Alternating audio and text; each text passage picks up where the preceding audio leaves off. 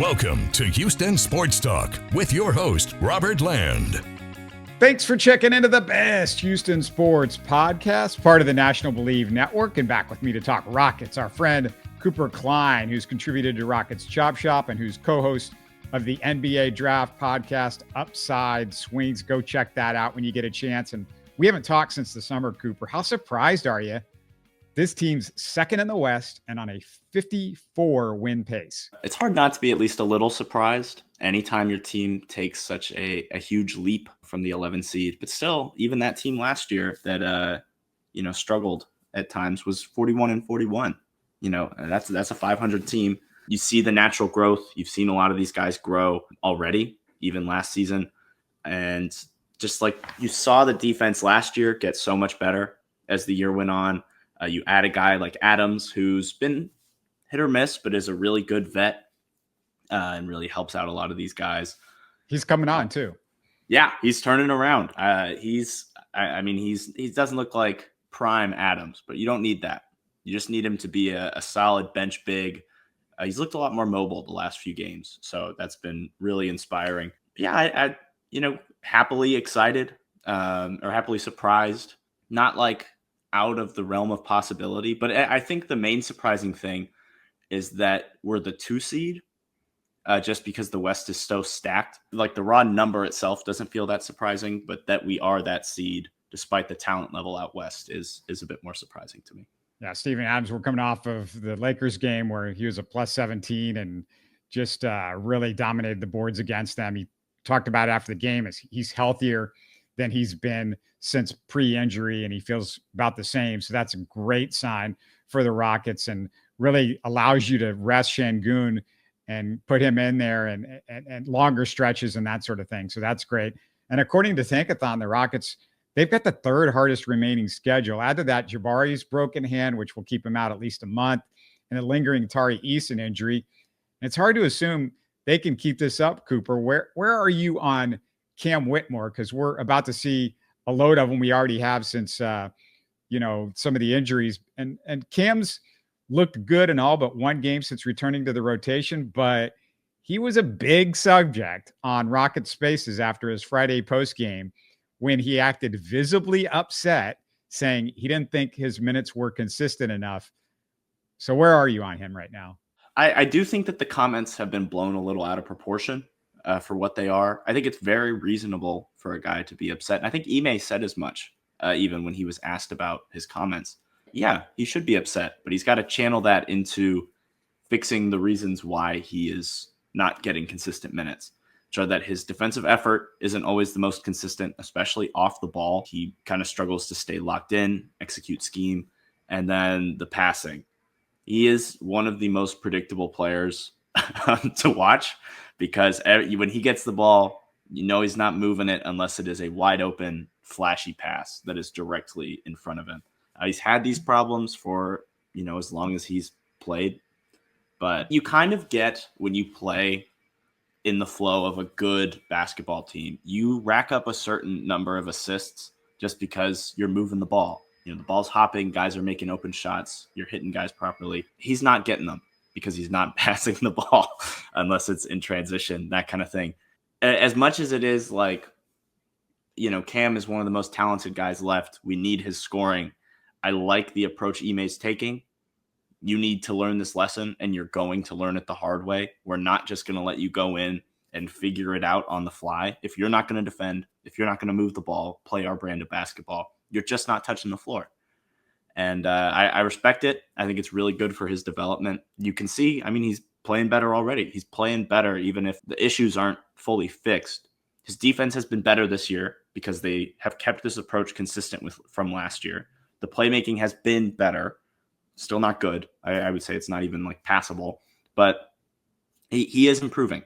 And we're seeing the fruits of this already. Yeah, and there's no question. He's got to be top 5%, maybe top 1% as an NBA athlete. It's funny that we saw him play LeBron last night because that's a really good comparison as far as his athleticism goes. He's still just 20, actually younger than Reed Sheppard. Personally, I love that he's an alpha personality and nonstop in attack mode, but I often wonder if he's a student of the game. You sometimes wonder, because you and I see this stuff. It's like automatic. We've watched so much basketball. We go, okay, you're driving in, you're drawing 2 or 3 people. Your teammates are open. He's got the LeBron athleticism, Cooper, but can he get better at this processing, this IQ? Can he get LeBron processing an IQ? I don't know if he can get there. We have Amen. I'll take my LeBron level feel where I can get it, but he just needs to get to the point where he's driving and actually reading defenders, and like, oh, here's the help. He doesn't even need to make advanced reads. I just want to see simple stuff because he's so athletic. He's so overwhelming. He is like such a powerful athlete that he doesn't need advanced passing reads and playmaking reads. We just need the basic stuff. If he can do that and execute basic backline rotations, he's getting 30, 35 minutes a game because he's so talented and so skilled. But he's not there yet. We'll see if he continues to improve in those areas. He's like one of maybe 4 Rockets whose ceiling goes way up if they can get a better handle too. And Amen, Reed, Jabari for sure can use one. Maybe Jalen's still got a little bit of extra room to grow there. But with Cam and Amen, it could be what unlocks them into superstars with that athleticism you talk about. You study prospects. So I'm just kind of wondering how teachable, or what's the potential to improve that element for Cam and Amen, or really any NBA player, because you'd think this is one skill that just about putting in all these hours could help out with. It feels like, oh, this is just something you could work at and it gets better. Yeah, handle is really a difficult skill to evaluate because it almost feels like if you're not at a certain level by a certain age, you're just not developing anymore. Because how many times in game are you getting on ball reps makes it really hard to develop in an in-game sense, and if you can't dribble to the adequate level to where you're getting those reps, then why would an NBA team that's trying to win force feed them to you? I think Jabari's handle specifically has always been an issue because of his stiffness. He's really mobile in a lot of ways, but his upper body is just really stiff and he doesn't bend or get low at all. He's doing the yoga, which I think has helped him. You could tell he looks a little bit more as his career has moved along, and he's working on that stuff over time. He's getting a little bit more flexible. He is for sure. And he already looks more comfortable, but he looks more comfortable in the post, which is, I think I would rather see his handle improve there. Getting back to one dribble pull-ups, post-up stuff where he really thrived in college, and seeing that improve, because we already have so many guys who can get downhill. We need a guy who can give you something different, and I think that's the way Jabari's is going. With Reed's and Amen's, I worry to some degree, but Amen's handle improvement has already been so drastic. He's already come so far. Reed still has a really simple handle, but he has almost no ball security. Right? That's kind of his issue, is because he's a smaller guy, he doesn't handle pressure super well, and he doesn't have very many combos to get out of bad situations. He's decent at getting to his spots, and he's really good at using screens, which are aspects of ball handling that I think you can really learn, especially if you have a decent base to build off of. But I don't know how much further the ball security can improve, because he is so limited athletically and physically. Cam just needs to just improve some of the out of, he just is so out of control a lot of the time. His isn't the handle is flawed. It's just that his mind hasn't caught up to his body. He's still so young. He's still, developing and growing. He's 20 years old. That's ridiculous. And he's, for where he is, I think his handle's pretty solid. And I think as he continues to get reps, just kind of grow into his own body, I think he'll come around. So I'm not too worried. I do worry that almost nobody in the core is a super high level handler at the moment, but that's actually a really big problem in the NBA just in general. Surprisingly, it's really hard to dribble against elite NBA defenders. The guys will continue to improve. I think that we have a lot of prospective ball handlers is a really good thing. And it's really exciting watching all of them grow in an area that I just don't expect guys to grow in often, just because of our good development and, interesting scheme. One thing that I'm wondering about, because Cam is so strong, you look at Dillon Brooks and he just knows how to go into the post and score. And, a lot of people criticized it last year, and maybe because the efficiency wasn't quite there. They wanted to see other guys taking the shots, but it's been exceptional this year. Dillon Brooks in the post. And is there any evidence of Cam Whitmore that you saw either in high school or in college when you looked at his stuff that he can do that, or was he doing that at all? Or is that something that if he's going to start, he's going to have to start from scratch trying to learn some post play, because he's just so strong?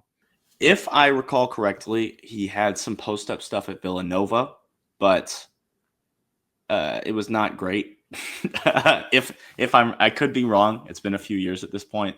I do think he has a lot of the skills that you bring together to turn into a post game. He's so strong. He's got enough of a handle. He's got pretty good touch, especially when you get into like that. The area of the post that Dillon Brooks is really good in is that deep post, right? He's got such good touch around the rim on just layups and push shots and that kind of thing that I think he'll be a pretty natural post player if they ever lean into that.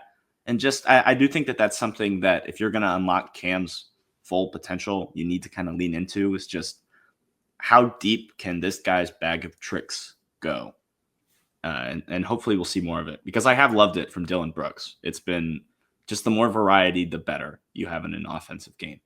In just a second, I want to talk with you about this Devin Booker to the Rockets potential, but a quick reminder for HST fans and listeners, if you got takes on the Rockets, let us know in the YouTube comments. And in case you missed it, yesterday, Tom Chavaria and I broke down Texans-Titans in our live post-game show. Look for it in our live tab on the YouTube channel or in the audio podcast feed. Also subscribe on YouTube so you get the updates on all our new content. Support the show with a thumbs up on YouTube and listen in the car or while you're out and about with your favorite podcast app.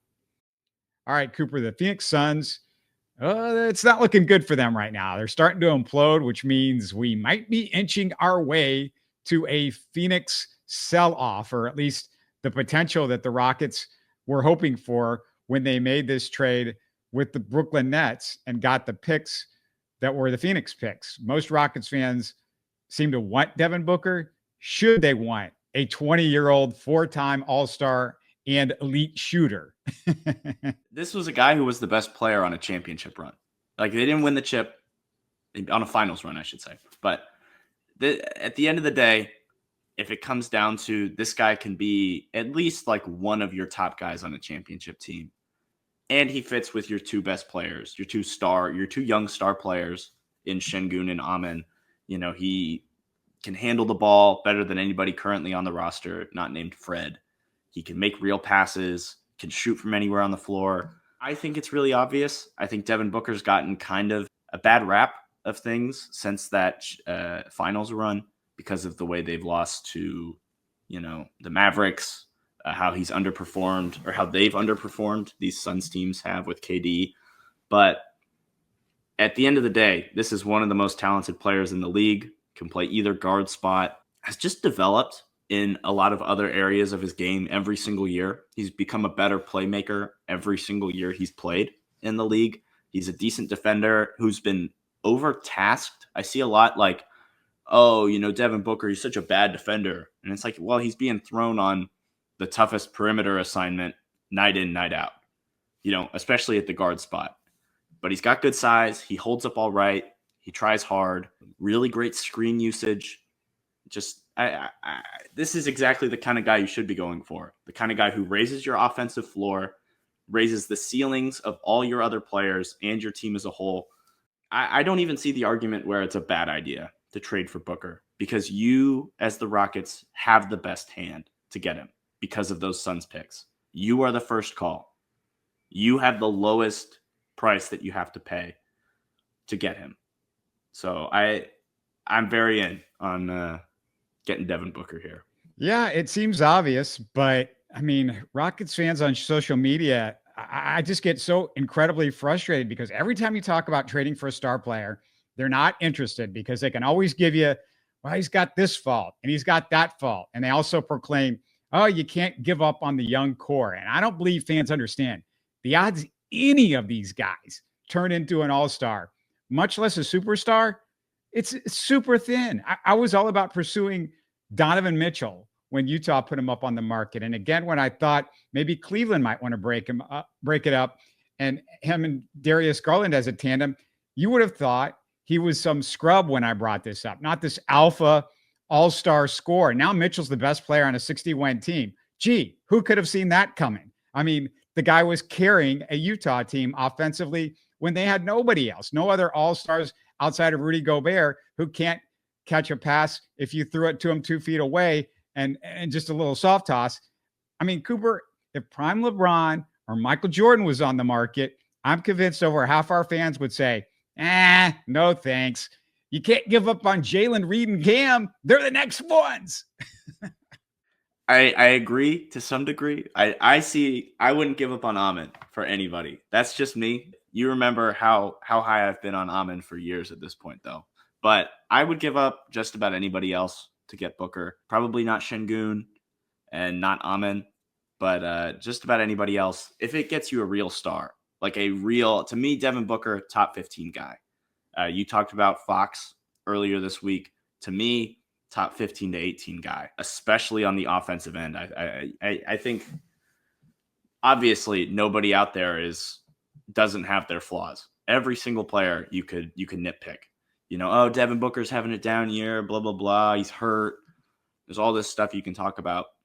At the end of the day, at some point, you are having one of the worst offensive seasons of the last 5 years in the NBA for a winning team.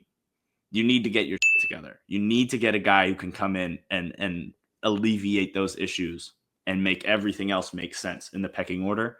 Devin Booker could very easily be that guy. And let me just be clear, because I get these people in my comments all the time on De'Aaron Fox, and I hear, oh, another guy that can't shoot because he's 32 or 33% from three.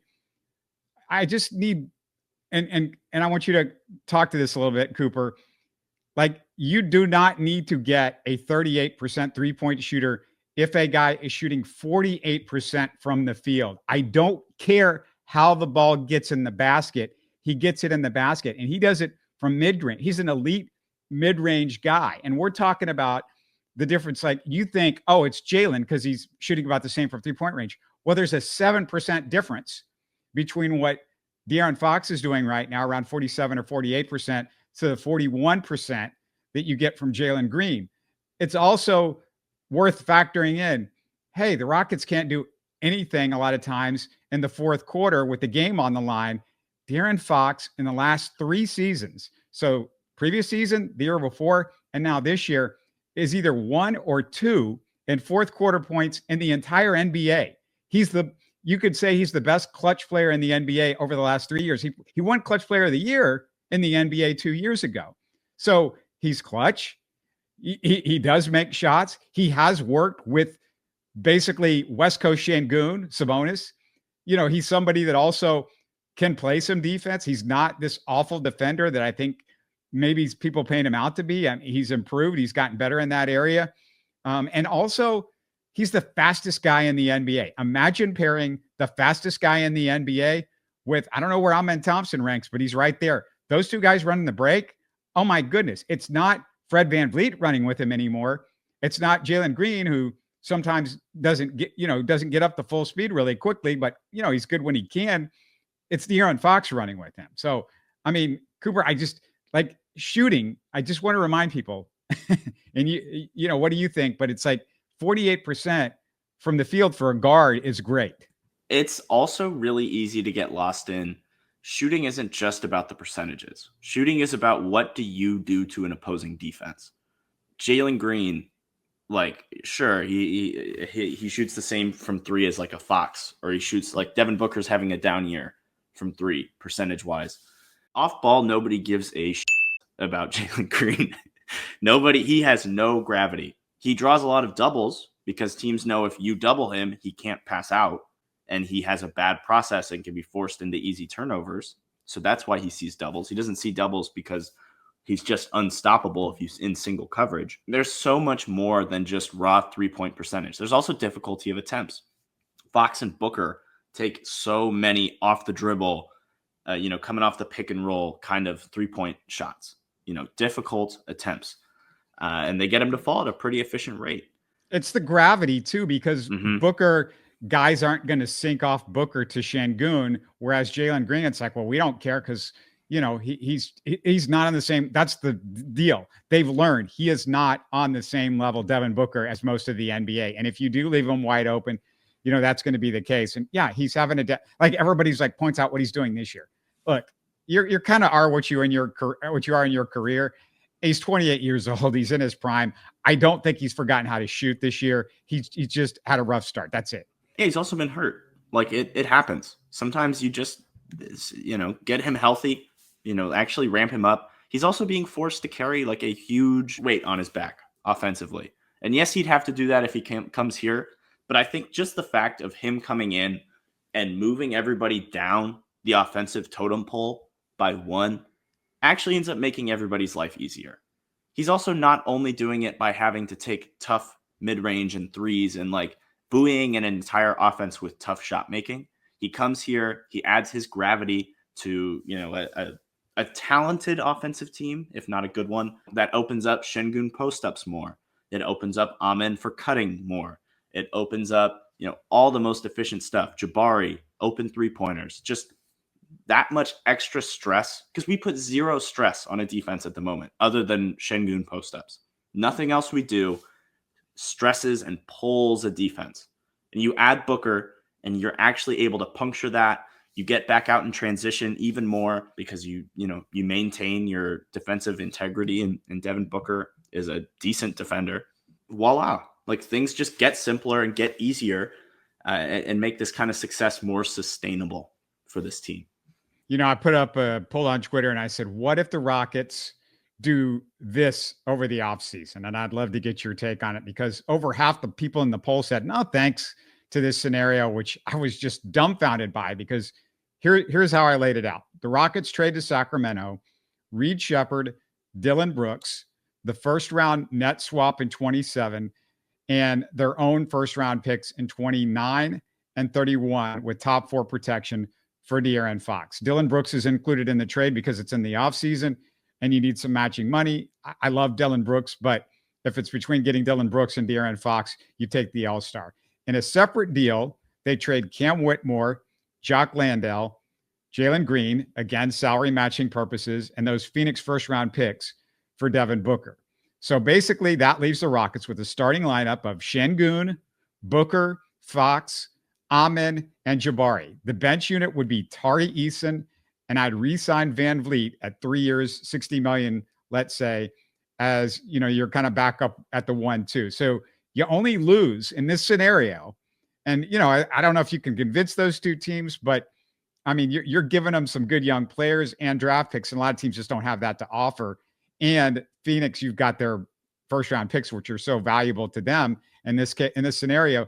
So you only lose 3 of the 7 of the young core. You got an all-star backcourt, a likely future all-star in Şengün, and the fourth best starter is an all-NBA level defender in Amen, who can pop for 20 and 10 any given night. And we've seen them do that. I mean, over 50%. Can you believe this, Cooper? Over 50% said, nah, I don't want that lineup. That sounds terrible. That shows you just how far gone NBA fan bases are. You sign a few shooters for minimum contracts, throw them in that front court. That's easily like contending with OKC for like best team in the West. Like that construction, unstoppable. You keep your defensive integrity. You keep your 2 all defense level guys. You keep your toughness. You keep your why wouldn't you do that? And the reasoning would be because fans really like Jalen Green or they really like Cam Whitmore. I love Reed Sheppard. I really like Reed. I really buy him long term. But bye. Have fun in Sacramento. Give me the All-Stars. I would give up just about any number of picks to bring those two to Houston, because completely unstoppable, especially with the depth that you would maintain with Amen, Jabari, Tari. And I'm going to tell you, like, to those people out there that are listening to me, you come at me, you put up your comments on YouTube or whatever. You're not changing my mind on this. And I honestly feel like you guys have not, really thought this through at all. Like, you don't get two all-star guards. I mean, they just don't come along, an all-star level backcourt to pair with Şengün. Do you hate Şengün? Because apparently you guys all love Şengün. So if you love Şengün and you think he's an all-star and he's a star, and you put him with two guys that are all-star guards, just start naming the teams with more talent and they're starting five than the Rockets at that point. And then, Ahmed Thompson and Jabari Smith. And also synergy. Like, that's such a synergistic lineup. You have Fox, a guy who can shoot or get downhill, run DHOs with Şengün, can shoot off ball. Booker, one of the ultimate three-point threats, mid-range from everywhere on the court. He has to be guarded. Amen will cut at any time. Best athlete in the NBA. Sniper and Jabari. Just all these guys make so much sense together in a way that you just don't find with stars that are available on the market. I was told by somebody, oh, you're not having patience with the young guys when I bring this type of stuff up. And I'm like, look, dude, it isn't about patience. I'm not fast forwarding this asking for 35-year-old Jimmy Butler and 35-year-old Kevin Durant. We're talking about guys in their prime. They got a 7-year window here. I'm not talking about, this isn't like a 2 or 3 year fix. These guys you can have for several years. I mean, Fox, you're going to have to re-sign, but if he's coming here, he's going to want to re-sign here. He just bought a house in Houston, and Devin Booker is already signed for at least I think at least the next 3 or 4 years or something like that. And you're telling me you think Tillman Fertitta doesn't want to compete like tomorrow? Like, I get you guys are all like, maybe everybody that's commenting is 15 years old. And it's like, well, it's cool because when we're 30, they're still going to be, come on, people. Like, nobody else has that type of patience. And you can have the patience and then it could all fall. Nobody could work out. Philadelphia, if anybody forgot the process, they busted out for first round pick after first round pick. Who worked out? Joel Embiid and Ben Simmons. And one of them is gone and is he imploded. And what did they have to show for all that? I mean, they get Ty Maxey after the process. They get Paul George this year. But like, look at, you can say, oh, well, look at Oklahoma City. But again, Cooper, people don't understand. OKC, they know Chet Holmgren's a star in year 2. We're still waiting on everybody in this entire group except maybe Şengün. They had SGA. They knew when the rebuild started, people were already saying SGA's got a lot of potential, all that stuff. So like you can't go but Oklahoma City. I mean, that's not fair as a comparison. These good franchises are prepared to pivot at any time. Like, you think about the Celtics, you think about OKC, they have been able to be patient because they've had success.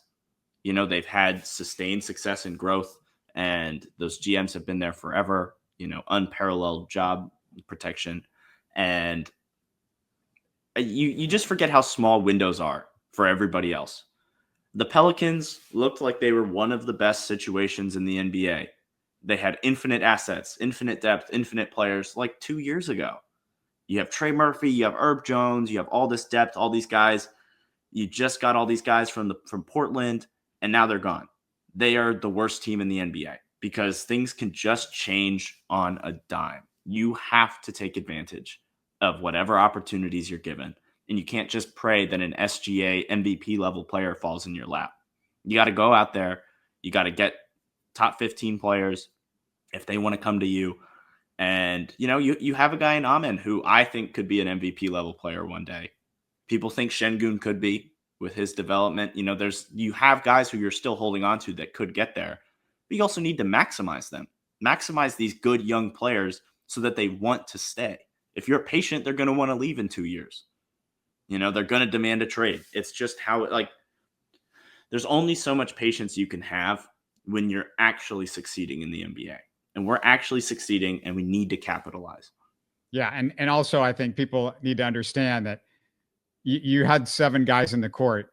This doesn't happen. You don't keep 7 guys forever. I'm talking about giving up 3 guys for 2 All-Stars, and some first round picks that whatever. I mean, everybody, well, you can't give up the Phoenix. I mean, the whole reason you got the Phoenix picks is for this. Like, make no mistake about that. The whole reason you're acquiring picks is for a package for that better player. And I get it. Some of you are like, well, but I want the guy that's an automatic, number 1 guy on a championship team, Luka, Doncic or Jokic or Giannis or whatever. Guess what?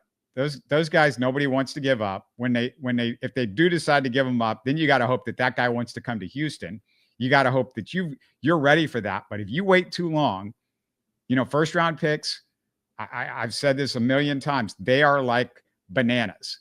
As soon as you get them home, they're rotten. Like it's over fast. So if you don't trade them now within the next season, all of a sudden these picks, like Phoenix's picks or Brooklyn, all of a sudden they're not going to look as good, or all of a sudden there's like, and Cooper does the draft, this, like all of a sudden everybody's like, oh, this is a terrible draft. Like, I don't know if I want that guy.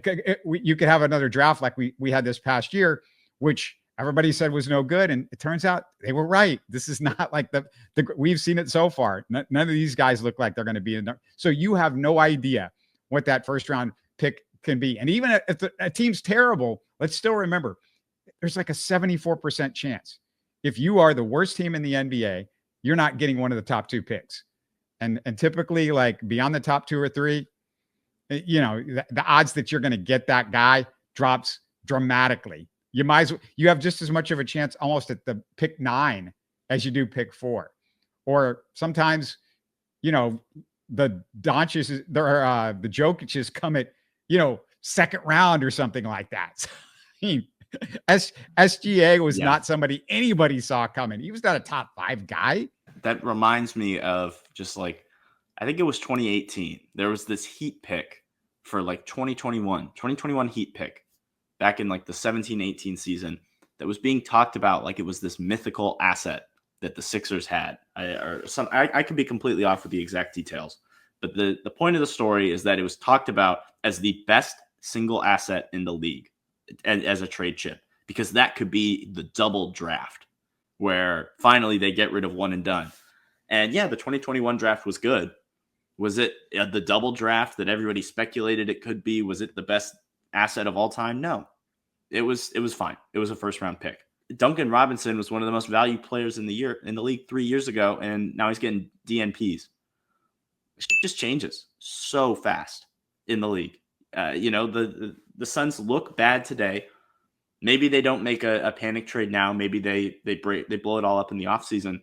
You need to strike while the iron is hot, because you may never get the opportunity to again. The Heat could have had prime James Harden if they really wanted to give up Tyler Hero or whatever, supposedly. But they refused to even offer him, and so they weren't even in the conversation. And now Tyler Hero's good. Don't get me wrong. He's a fine player. Will he ever be close to as good as prime James Harden is or was? No. The Heat probably win a chip if prime James Harden is there with Jimmy Butler, and they just decided not to. You need to do something. You cannot just sit on your hands. Yeah, and one of the guys that we're talking about, and we talked a little bit about him earlier, Reed Sheppard, he gets assigned to the G League as you and I speak today. What have you seen from him so far? Are you surprised at all at how he's looked in his first 20, 30 games in the NBA? I wish he was hitting his shots. He just looks frazzled and like he doesn't have any rhythm.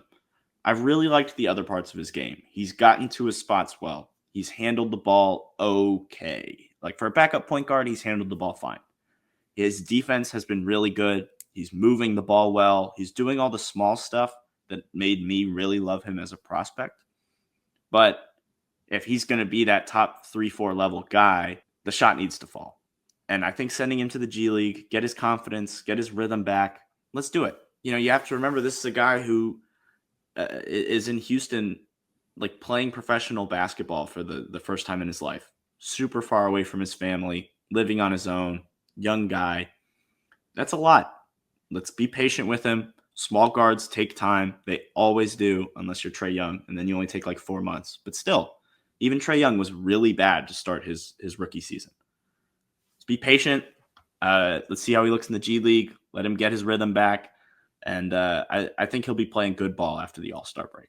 Yeah, the other thing that is just a big concern with me is like some guys are alpha and some guys are not. And the alpha guys have the bigger success. You know, Steph Curry, people might not have watched college basketball at the time. It wasn't a surprise that this guy could come in and knock down big shots at big times because we saw it at Davidson. He thought he was the guy coming out of college. Most of us were shocked that he even went as low as he did because, you know, he looked like he had a lot more potential than even a Ricky Rubio, which, you know, is well thought of, but could not shoot the basketball. There was Johnny Flynn that was picked ahead of him. Don't know what the Timberwolves were doing, but he was not somebody that you thought coming into the NBA was going to take a while to figure out, hey, I got to shoot the ball more. And Reed Sheppard was a backup on a Kentucky team. And when he was in the game, he wasn't hunting shots. And that's I don't know if that's learned, Cooper, but sometimes I think guys just need to be that alpha. You know, Allen Iverson, he didn't think he was 6 feet tall. He didn't care who you were. Trae Young doesn't care. Those guys came in and they think, I'm the man, I'm going to shoot. And that's the end of the story. And that's a concern with me on Reed. Is defense is a concern because I knew he was small, but when you see that he doesn't have the shoulders, he doesn't have the trunk, he doesn't have the hips, you know, he's going to have to get a lot stronger because he's about the same size as Fred VanVleet, but Fred is much stronger and he's got longer arms. He's broader, you know, he's also not getting blown by the way Reed is. I mean, Reed's lateral has got to be, and I don't know if that's a learned thing or if that's something that's going to be a problem for him, but he's getting bully balled and he's getting blown by still on the defensive side.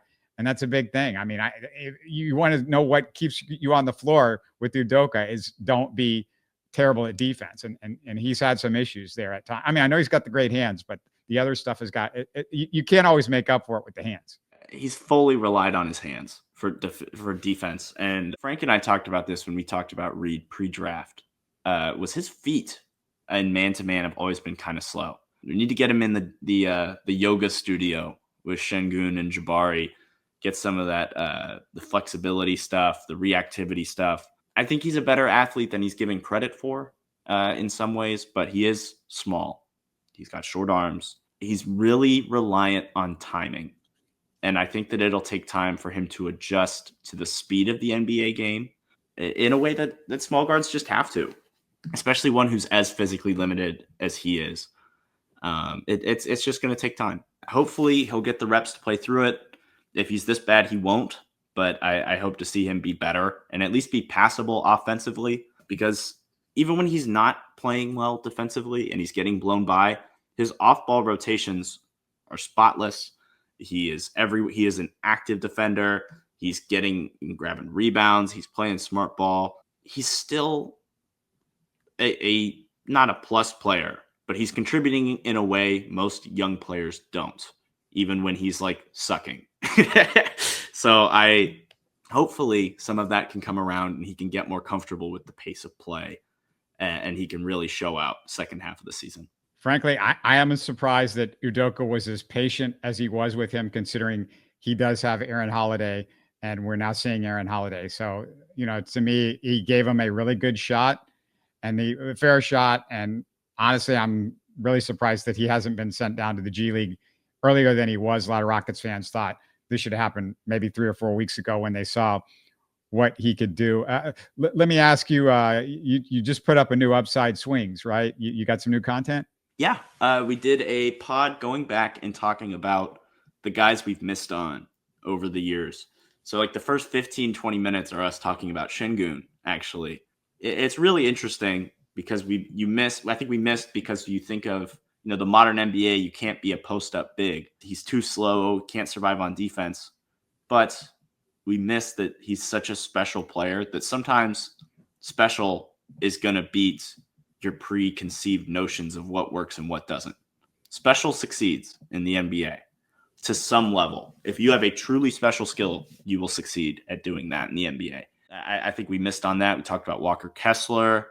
We talked about all these different bigs, Derek Lively, guys that we've missed on over the years, who we have had to reevaluate or, really just take an honest look at ourselves and our evaluations. And I think that's what you have to do as an evaluator. And it was really fun. It's 2 hours. So. I liked Walker Kessler. I watched a ton of him because I watched every single Jabari game, and I tell you what, I don't feel like I'm a draft guy at all, but I will say that particular draft, there were 3 guys that I was like, man, if the Rockets could just get their hands on these 3 guys, with that second first round pick. One of them was Tari, which, I absolutely vindicated on that one. I even surprised at how good he's been. I also I wish he had slipped Jalen Williams. I love that kid. Yeah. I mean, as I saw him later in the season, I was like, oh, this guy could be something real special. And then I did like Kessler. I thought, a role player, kind of in that Rudy Gobert type mold, but with little more ball skill, a little bit more of a chance that he could hit shots. What wouldn't just be Rudy and that, it's a dunk or nothing. And it looks like he's gotten a little bit more on that. Do you think they're going to trade him? You think Utah wants to trade? Because I never could quite figure out why you would want to trade a good role player when you're trying to rebuild like the Jazz are. It just didn't make sense. The thing about Kessler, I think my friend I did that pod with, Bryce, is a Jazz fan. Other than like the shot blocking, his defense has been really rough. Now that the scouting report's kind of out on him, teams know you can pump fake him. They're not afraid of him in the lane. He's almost like a better offensive big because he's just huge with good touch. And he's like a backup level offensive, like a skilled offensive big, a decent backup. And I think that's been really interesting. But the defense, they are a worse defensive team with him on the court. They're one of the worst rim protecting defenses in the league. Is he leveling up though? Is he getting better? No, his best season was his rookie season. He's just statistically, and obviously part of that is the Jazz have gotten better.